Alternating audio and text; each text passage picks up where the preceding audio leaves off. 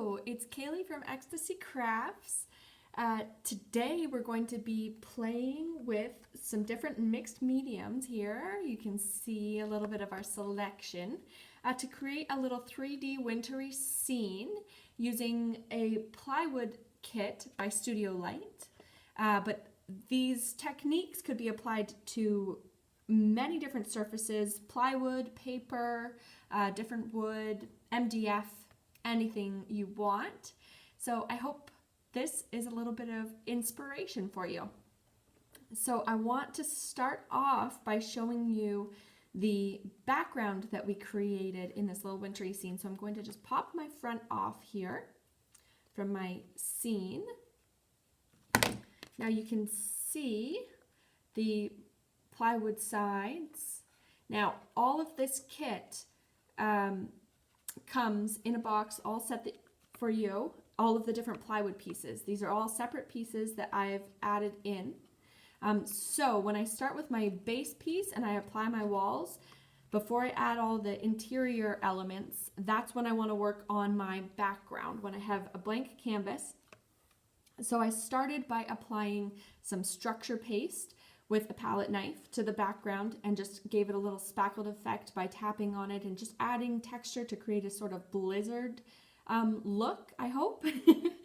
And then once that was dry, I went on with a layer of the metallic gilding polish in pearl luster over top of all of my structure paste. I used the applicator brush that's actually that comes with the metallic gilding polish, as well as a little brush, a little foam brush, just to get into the nooks and crannies, into the corners there. And then I went on with a pixie powder in spearmint, and that's what gave us the speckled blues and greens and pinks in there with a hint of shimmer. And I actually just spritzed it. Once I tapped on my pixie powder to my background, I spritzed it with a little bit of water in a spray bottle just to really bring those colors alive, because what the pixie powder is actually just dried pigment powders. So I wanted to add a little moisture to really make those colors pop and come alive. Not too much, because I didn't want an underwater effect. I just wanted kind of the powdery look for my winter scene. And it's a mix of different colors, so that's how we get the all those different shades. Like, look at the colors in there, just gorgeous. And that's how we did our background. Now I also applied some of the pearl luster polish to the interior of the star wall, I guess the interior of our roof, just for a more finished look rather than just leaving it as plain plywood. Now we went on to the outsides of our plywood and applied some paper from some correlating paper pads, also by Studio Light. I will link those in the description below if you're interested. And just applied those, cutting them to shape before we applied them with a little bit of acrylic glue. And that really kind of helped finish off the outside of our box. As well as on the front, we applied it, making sure to cut out our star and our frame. This little banner is also an element from one of these paper pads. I just love it. It really framed the whole scene nicely.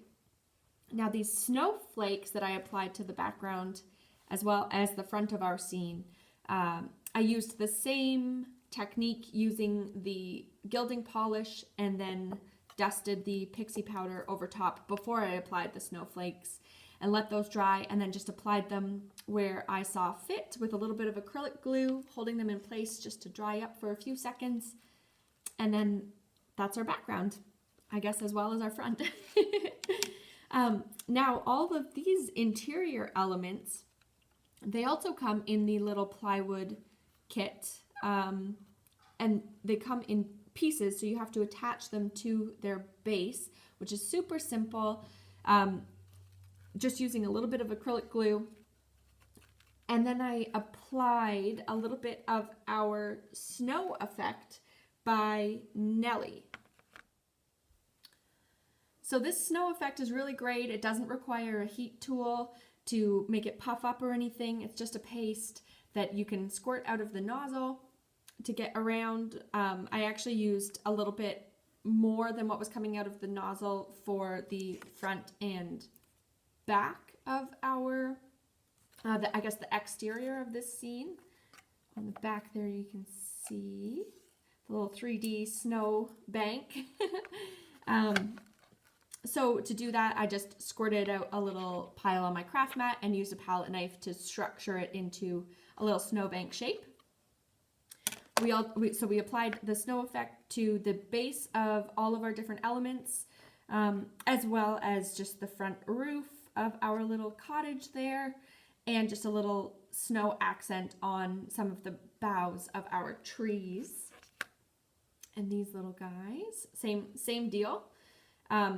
Before I applied the snow effect though, I did color the deer and the trees using some Distress Oxide inks with just a little sponge there, dabbed the ink on, and we were good to go. Oh, as well as, I guess, the accent of the cottage.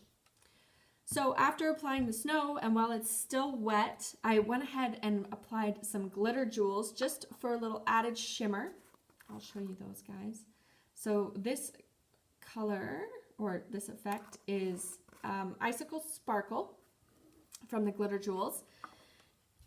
And it just adds a little extra sparkle and really brings the pink out in the background, as well as the pink from our windows that was just applied using a tiny brush with some multi-surface paint. Just a little pop of color in there. Now, once you have your elements decorated, you can just stick them on into your scene with a little bit of acrylic craft glue is what I used for putting all my wood pieces together. But you could definitely leave them loose if you wanted, so that I had my niece in mind. I would leave them loose for her so that she could play around with them and arrange them however she wanted within the scene. So once our elements are intact, we want to place the front of our Christmas scene on. So I do that using just a little bit of acrylic glue applied to the lowest parts of your walls. String that on.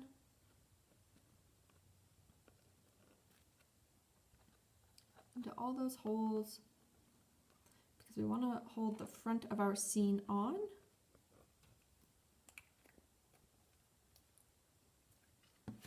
And you just line up the holes in the frame with the raised edges on the walls. You can see them there. Little rectangle jut outs that line up with the cutouts on the front. So we just line those up, press it on, and hold it for a few seconds. And there you have it. So we got to play around with a bunch of different mediums today. I hope this inspires you to kind of dig into your craft stash and see what kind of scenes you can create using as many different mediums as you want. So thanks for watching, guys. Happy crafting.